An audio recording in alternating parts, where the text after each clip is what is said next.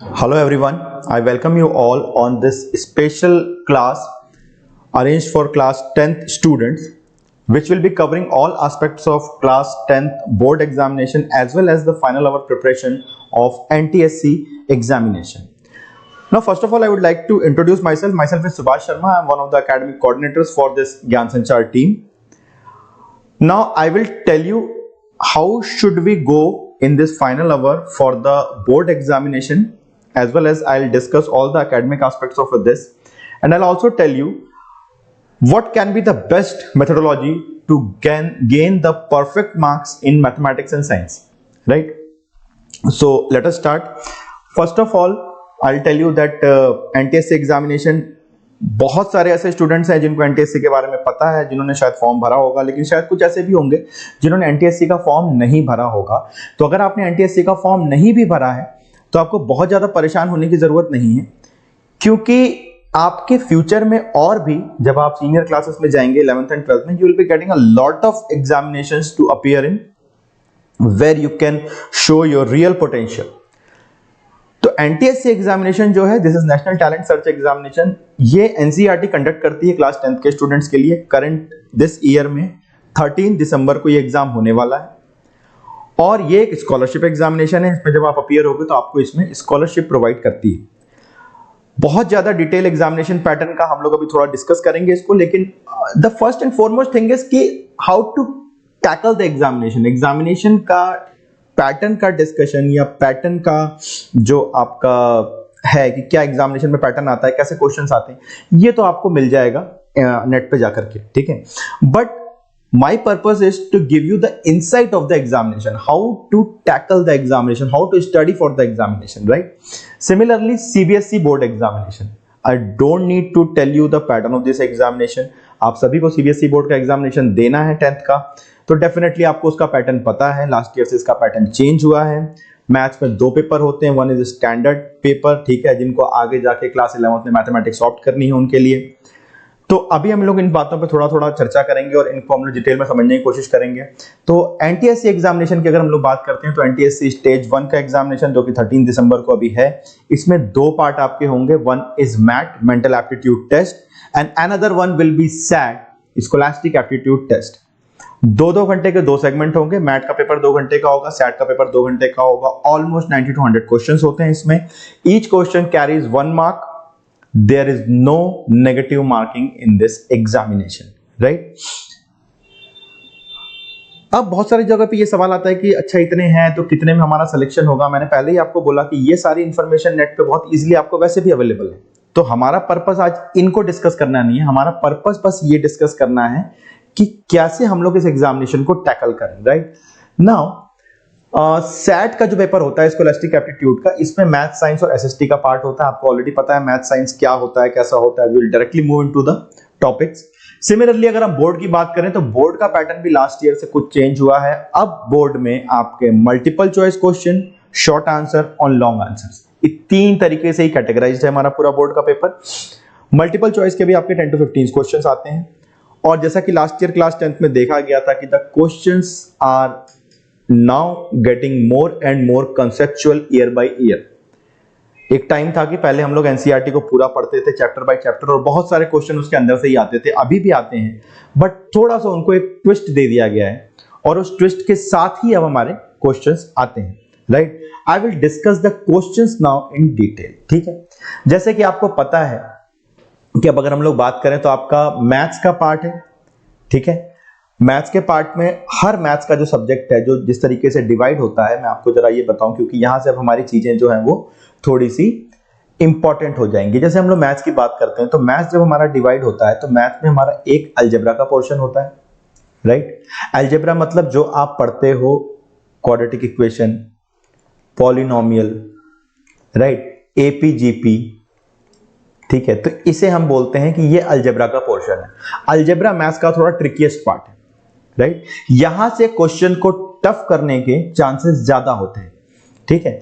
अगर हम इसी के उस पे जब हम कोऑर्डिनेट पे जाएंगे, जब हम लोग कोऑर्डिनेट ज्योमेट्री की बात करेंगे, तो कोऑर्डिनेट ज्योमेट्री का आपका एक ही चैप्टर है और आपको एक ही फॉर्मूला भी है, डिस्टेंस फॉर्मूला, ठीक है। तो इसीलिए इसमें बहुत ज्यादा आपका क्वेश्चन टफ करने का स्कोप नहीं होता, ठीक है। ये चैप्टर क्लास 10th के लेवल पे काफी कुछ फॉर्मूला बेस्ड है, ठीक है। Geometry again as compare to class 9th आपकी ज्योमेट्री का पोर्शन थोड़ा कम है, ठीक है। ज्योमेट्री आपकी उतनी ज्यादा नहीं है, दो ही मेन टॉपिक है, one is circle and other one is similar triangle, ठीक है। एक नई चीज जो आपको क्लास 10th में इंट्रोड्यूस हुई है, ठीक है, दैट इज ट्रिग्नोमेट्री, ठीक है, ट्रिगो, ठीक है। सिमिलरली अगर हम लोग साइंस की बात करते हैं तो साइंस में आपका फिजिक्स, केमिस्ट्री एंड बायोलॉजी, आपको बहुत अच्छे से पता है कि 3 सब्जेक्ट में हमारा साइंस डिवाइडेड है। फिजिक्स सबसे ज्यादा कॉन्सेप्चुअल है, केमिस्ट्री फिर थोड़ा उससे कम, बायोलॉजी फैक्ट बेस्ड है, ठीक है। आपको वो सारे फैक्ट्स अपने दिमाग में कैरी ऑन करने पड़ेंगे while writing the questions. Definitely science के सब्जेक्ट्स हैं तो सारे ही सब्जेक्ट्स अपने आप में एक तरीके से ट्रिकी होते हैं, ठीक है, और इन पे हमें थोड़ा सा काम करना पड़ता है। आज मैं आपको जो यहाँ पे इंट्रोडक्शन दूंगा, सारे सब्जेक्ट्स अगर मैं दूंगा then video will be too long, so मैं आपको सिर्फ मैथ्स और फिजिक्स इन 2 चीजों पे मैं थोड़ी सी बात करूंगा। डेफिनेटली फिर हमारे ग्रुप के और भी टीचर्स हैं, वो भी आगे आएंगे। पहले हम लोग जरा सब्जेक्ट की बात कर लेते हैं, उसके बाद मैं आपको डिटेल बताऊंगा कि हम आपको कैसे हेल्प कर सकते हैं, राइट। तो अगर हम लोग जरा आगे चलें तो अगर हम लोग देखते हैं मैथमेटिक्स की हम लोग बात करते हैं, ठीक है। अभी ये क्वेश्चन लिखा हुआ है, आपको बहुत अच्छे से पता है क्या है। मैं पॉलिनोमियल आपने एक टॉपिक पढ़ा हुआ है, राइट। अभी मैं जरा सा मैथमेटिक्स की आराम से मैं बात कर लूं आप लोगों से। पॉलिनोमियल हमने एक टॉपिक पढ़ा हुआ है, अभी थोड़ी देर के लिए हम इस क्वेश्चन को छोड़ दें। अगर सिंपल आपसे ये पूछा जाए कि x square minus 5x plus 6 is equal to 0, कि आप जीरोस निकालो या रूट्स निकालो, तो that is very easy for you, that is x minus 3 and x minus 2। आप मिडिल टर्म स्प्लिटिंग करोगे और आपको x की 2 वैल्यू मिल जाएगी, 3 और 2। तो आपने फटाक से बता दिया कि भैया इसके जो मेरे रूट्स हैं वो क्या हैं, 2। X square minus 5x plus 6 के मेरे 2 रूट्स क्या हो गए, 3 एंड 2, राइट। अगर मान लो मैं इस क्वेश्चन में आपको ये बोलूं, अभी मैं पॉलिनोमियल की बात कर रहा हूं, क्वाड्रेटिक इक्वेशन की नहीं कर रहा, I am making it very clear. तो अगर मैं आपको बोलूं कि भैया मेरा एक ये क्वाड्रेटिक पॉलिनोमियल है, ठीक है, क्वाड्रेटिक पॉलिनोमियल है क्या, x square minus 5x plus 6। मेरे को एक ऐसा क्वाड्रेटिक पॉलिनोमियल चाहिए जिसके रूट्स या जिसके जीरोस, ठीक है, अल्फा बीटा की हम लोग बात करते हैं, जिसके जीरोस इस क्वाड्रेटिक पॉलिनोमियल के रेसिप्रोकल हो। अगर मान लो इसके आपके जीरोस अल्फा एंड बीटा हैं, तो मेरे को एक ऐसा क्वाड्रेटिक पॉलिनोमियल चाहिए जिसके जीरोस 1 बाई अल्फा और 1 बाई बीटा हो, ठीक है। नॉर्मल तरीके से इस क्वेश्चन को सॉल्व करना आपको बहुत अच्छे से आता है, यू नो वेरी वेल कि हमको ये क्वेश्चन कैसे सॉल्व करना है। बट मैं अभी आपको एक चीज बता रहा हूं कि जब हम लोग एग्जामिनेशन में क्वेश्चन कर रहे हैं, मुझे एक काउंटर चेक भी करना है कि जो मैंने चीज करी है वो सही करी है कि नहीं करी, right. I have to check it before submitting my final sheet to the invigilator, right. और टाइमिंग, जैसे मैंने आपको बताया कि एमसीक्यू भी अब जुड़ गए, तो टाइमिंग का थोड़ा सा एक कंस्ट्रेंट हमारे पास हो गया है। टाइमिंग अब हमें बहुत चेक करनी पड़ती है, स्पेशली मैथ्स के पेपर में, राइट। तो मैं आपको एक ऐसी चीज बता रहा हूं कि जिससे आप ये तुरंत पता कर सकते हो कि भैया आपका जो आंसर आ रहा है वो सही है या नहीं। जब भी आपको ये पूछा जा रहा है कि रूट्स आपके रेसिप्रोकल हो, तो इस x की जगह आप 1 बाई एक्स रख दो, ठीक है। अपने ही पॉलिनोमियल में इस x की जगह आप 1 बाई एक्स रख दीजिए, राइट। तो क्या हो जाएगा, ये 1 minus 5x plus 6x square by x square, ठीक है, इज इक्वल टू 0 है हमारा। तो 6x square minus 5x plus 1 is equal to 0। तो ये होगा आपका रिक्वायर्ड पॉलिनोमियल, राइट। ये होगा आपका रिक्वायर्ड पॉलिनोमियल। देखो अगर सीबीएसई बोर्ड में क्वेश्चन आता है तो आपका ये तरीका कहां काम आएगा, क्रॉस चेक करने के लिए। और अगर एनटीएससी में आता है ये क्वेश्चन, तो आप डायरेक्टली इस क्वेश्चन को इस मेथड से सॉल्व कर सकते हो, जिसको हम लोग एक तरीके से शॉर्टकट ट्रिक भी बोलते हैं, ठीक है। आप इसे एज अ शॉर्टकट भी समझ सकते हो। इसके पीछे भी अपना लॉजिक है कि आपका अगर अल्फा इसका रूट है, ठीक है, तो alpha square minus 5 alpha plus 6, ठीक है, ये इसको सेटिस्फाई कर रहा है। और अगर मैं अल्फा डैश ले लूं, ठीक है, अल्फा डैश अगर मैं ले लूं, तो इसका दूसरा किस चीज का, जिसका रूट मुझे निकालना है, उसका जीरो अगर अल्फा डैश है, क्या बोल रहा है, alpha dash is 1 by alpha, reciprocal है, इसके बराबर होना चाहिए। तो alpha is equal to 1 by alpha dash.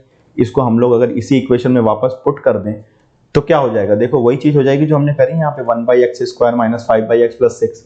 So this is one of the method जिससे कि हम लोग इसको बहुत ही शॉर्टकट तरीके से सॉल्व कर सकते हैं। ऐसे क्वेश्चन आपके एनटीएससी में बहुत पूछे जाते हैं, राइट। ऐसे क्वेश्चन आपके एनटीएससी में बहुत ज्यादा पूछे जाते हैं, जिसमें आपको इस तरीके से क्वेश्चन को सॉल्व करना होता है, ठीक है। सिमिलरली अगर मैं आपसे एक चीज पूछूं कि एमसीक्यू क्वेश्चन में कई बार आपको इस तरीके के क्वेश्चन मिलेंगे कि जिसमें आपको आइडेंटिफाई करना पड़ेगा कि इसके नंबर ऑफ जीरोस कितने होंगे। ठीक है, मैं बहुत इजी एग्जांपल्स लेके अभी आपको बता रहा हूं। ठीक है, जब हम लोग प्रॉपर टॉपिक वाइज वीडियोस में लेकर के आऊंगा आपके लिए थोड़े दिन में, तब मैं आपको इसके साथ में बहुत सारी टफ क्वेश्चंस भी मैं डिस्कस करूंगा। अभी मैं आपको इजी क्वेश्चन से सिर्फ ट्रिक्स बता रहा हूं कि अगर मान लो मैंने आपसे पूछ दिया कि एक्स स्क्वायर माइनस 5x, या ऐसा ले लेते हैं इसे, x square minus 2x plus 1 is equal to 0, इसके नंबर ऑफ जीरोस कितने होंगे। तो देखो यहां पे हमें थोड़ा ग्राफ को समझना पड़ेगा। ठीक है, जीरोस वो जगह होती है जहां पे आपका कर्व, यानी कि ये जो आपका कर्व बन रहा है x square minus 2x plus 1, ये एक्स एक्सिस को कट करे। अगर ये दो जगह कट करेगा तो दो जीरोस है, अगर ये एक जगह कट करेगा तो एक ही रूट होगा। तो अगर आप इसे देखोगे तो ये कंप्लीट स्क्वायर है, x माइनस 1 का whole square.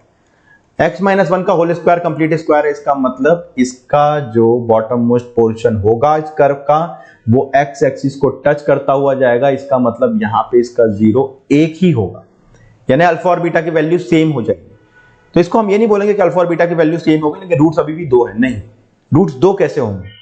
x equal to 1 तो आप एक ही जगह प्लॉट कर सकते हो ना, तो रूट इसके कितने हो गए, एक हो गया, राइट। तो ये कुछ चीजें हैं जिसे हमें आपको समझनी पड़ेंगे, ऐसे क्वेश्चन आपके एमसीक्यूज में आएंगे। ठीक है, सिमिलरली अभी आपको एक और टॉपिक है जो मैं भी आपसे थोड़ी देर पहले बात कर रहा था, दैट इज कि आपका ट्रिगो एक नई चीज ऐड हुई है, राइट। ट्रिगो एक नई चीज आपकी ऐड हुई है। अब देखो उसमें मैं आपको एक छोटा सा क्वेश्चन डिस्कस करूंगा, मैं बहुत ज्यादा आपका इसमें भी टाइम नहीं लूंगा इंट्रोडक्टरी सेशन में। तो वो छोटा सा क्वेश्चन अगर हम लोग डिस्कस करें तो मैं आपको ये बताऊं कि अगर मान लो आपसे ये दिया जाए कि tan theta plus cot theta की वैल्यू 2 है, तो what will be the value of tan square theta plus cot square theta. तो आपको नॉर्मल तरीका पता है, अगर ये स्क्वायर है तो आप a प्लस बी का होल स्क्वायर कॉन्सेप्ट लगा करके इसे सॉल्व कर सकते हो। ठीक है, कैसे, अगर मैं लिखूं a प्लस बी का whole square is equal to a square plus 2ab plus b square, अगर a की जगह मैं tan थीटा रखूं और b की जगह मैं cot थीटा रखूं और इसका मैं होल स्क्वायर करूं, तो ये क्या होगा आपका tan square theta plus 2 tan theta into cot theta plus cot square theta, right. तो tan square theta plus cot square theta की तो आपको वैल्यू ही चाहिए, और tan theta into cot theta multiply में आएगा तो कैंसिल हो जाएगा, plus 2 tan theta plus cot theta, आपको 2 दिया हुआ है तो ये 2 का स्क्वायर हो जाएगा। तो अगर आप ध्यान से देखोगे तो tan square theta plus cot square theta, 2 का स्क्वायर 4, 4 माइनस 2 2, अगेन 2 मिल गया आपको। सिमिलरली आप करके देख लो, tan cube theta plus cot cube theta, आप इसे भी क्यूबिक फॉर्मूला से अगर निकाल के देखोगे तो इसकी वैल्यू भी आपको 2 मिलेगी। ठीक है, ये क्यों हो रहा है, ठीक है, अभी इसके बारे में बहुत ज्यादा डिटेल डिस्कशन हम नहीं करेंगे, लेकिन कई बार इस तरह के क्वेश्चन पूछे जाते हैं, एमसीक्यूज में पूछे जाते हैं। tan theta plus cot theta is equal to 2 है, तो what will be the value of tan cube theta plus cot cube theta. ये सीबीएसई का स्टैंडर्ड है। आपको इसका तरीका पता होना चाहिए कि ये एक ही angle theta is equal to 45 degree के लिए ट्रू हो सकता है। तो इसका मतलब चाहे आप इसका स्क्वायर करो चाहे आप क्यूब करो, आपको वैल्यू हमेशा 2 ही मिलेगी। एनटीएससी वाले कभी कभी एक स्टेप और आगे चले जाते हैं, वो पूछते हैं tan की पावर 2012 थीटा प्लस कॉट की पावर 2012 थीटा की वैल्यू कितनी होगी। ठीक है, again your answer will be 2, right. So I am telling you brief of the mathematics part, कुछ ट्रिक्स, कुछ ट्रिकी पार्ट में आपको बता रहा हूं जिससे सबसे ज्यादा क्वेश्चंस बनते हैं। ठीक है, ऐसे ही क्वेश्चन होते हैं जो आपको मल्टीपल चॉइस लेवल पे फंसाएंगे या मल्टीपल चॉइस लेवल पे आपके कॉन्सेप्ट को चेक करेंगे, राइट। तो इस तरह के क्वेश्चंस की प्रैक्टिस आपको फाइनल आवर्स में करनी जरूरी है। ठीक है, when you are going to appear in the NTSC examination, तो फाइनल आवर प्रिपरेशन में ऐसी कोशिश आपको करनी पड़ेगी। और 10th बोर्ड के लिए भी अगर आप मैथ्स को as a special paper choose कर रहे हैं तो भी आपको थोड़ा सा एक्स्ट्रा अदर देन एनसीईआरटी आपको थोड़ा सा पढ़ना पड़ेगा, right. Now I will move to the next part now.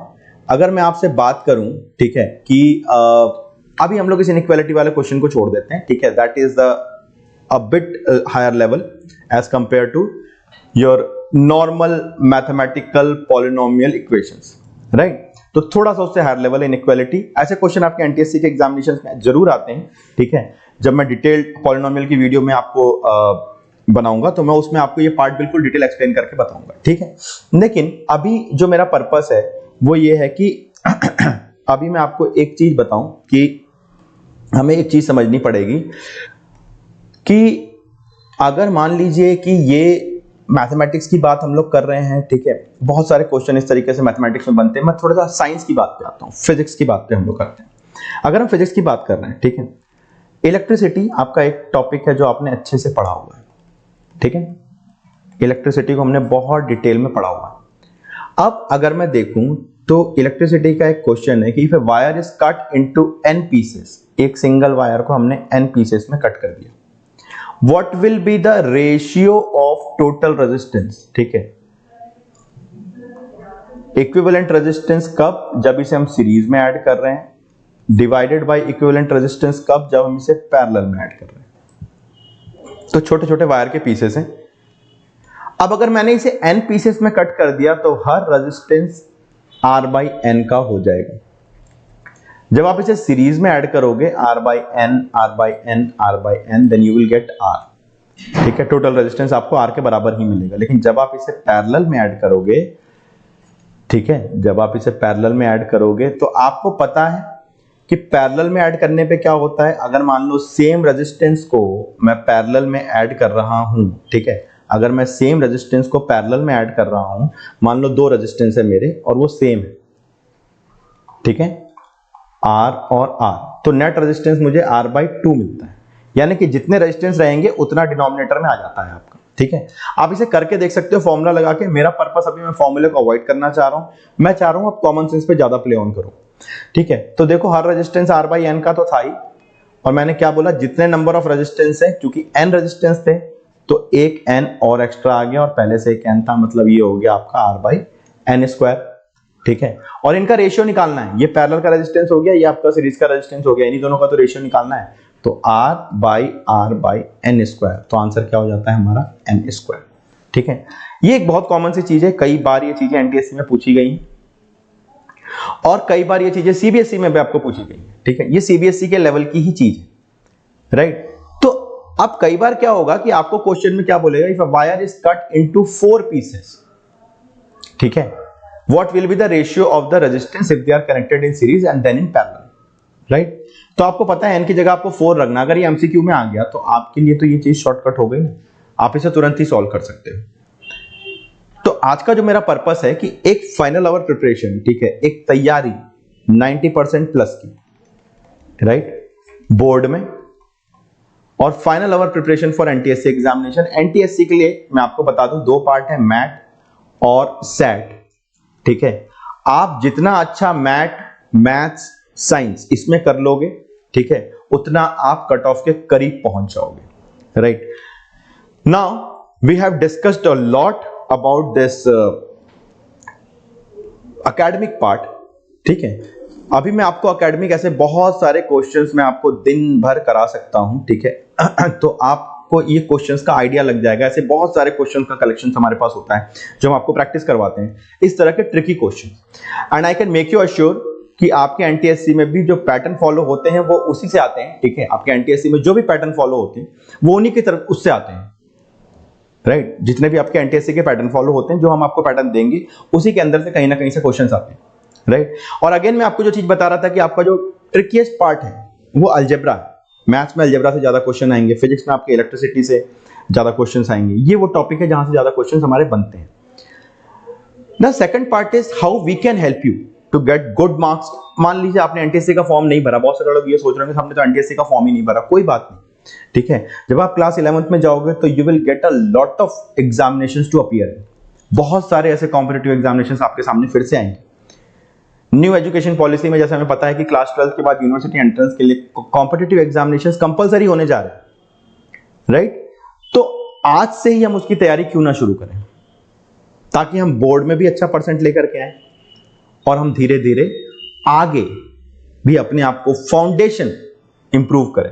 अभी नवंबर का मंथ चल रहा है, हम एक बहुत ही छोटा कोर्स, क्रैश कोर्स अरेंज करने जा रहे हैं for the students of class 10, specifically focusing on the board examination, जिसमें हमारे एक्सपर्ट्स डिफरेंट सब्जेक्ट्स का, ठीक है, कुछ स्पेशल कॉन्सेप्ट आपके सामने लेकर के आएंगे that will help you to get very good marks in the board examination. और सिमिलरली मैथ साइंस में वो बच्चे जो एनटीएससी का फॉर्म भरे हैं वो भी उन क्लासेस को ज्वाइन कर सकते हैं, they will definitely get something extra, right. तो ये चीज हम लोग आप हमारे यूट्यूब चैनल को फॉलो कर सकते हो, ठीक है, और उसमें भी आपको हम लोग बहुत सारी ऐसी चीजें बताएंगे, राइट। कुछ टॉपिक को जैसे मैंने बताया अलजेब्रा, फिजिक्स से कुछ टॉपिक हो गए, आपका बायोलॉजी हो गया, साइंस का मतलब सब्जेक्ट्स हो गए, इसको हम लोग थोड़ा सा एनहांस्ड वे में लेकर के जाएंगे and definitely this is going to help you a lot, ठीक है, जिसमें आपको ये प्रॉपर जानने को मिलेगा कि हमें सब्जेक्ट पढ़ना कैसे है। और हम आपको बहुत सारे ऐसे हॉट क्वेश्चन भी हम लोग आपको देंगे जो आप हमारे ऐप पे ले सकते हो। ऐप पे आपको कैसे आना है, क्या आना है, ये सारी चीजों की डिटेल आपको जानकारी गिवन नंबर्स पे मिल जाएंगी, जिसमें हमारा ऑफिस का एड्रेस भी दिया हुआ है कहाँ पे है, ठीक है। और हम ये special focused program for class 10th students हम लोग चालू कर रहे हैं, ठीक है। This is totally free of cost, ठीक है, जिसे आप ज्वाइन कर सकते हो। This is just so that you can get very good marks in class 10th board examination. So thank you all for today. We will definitely be joining you very soon in the next lectures of the topic wise lectures of maths and science. Thank you all.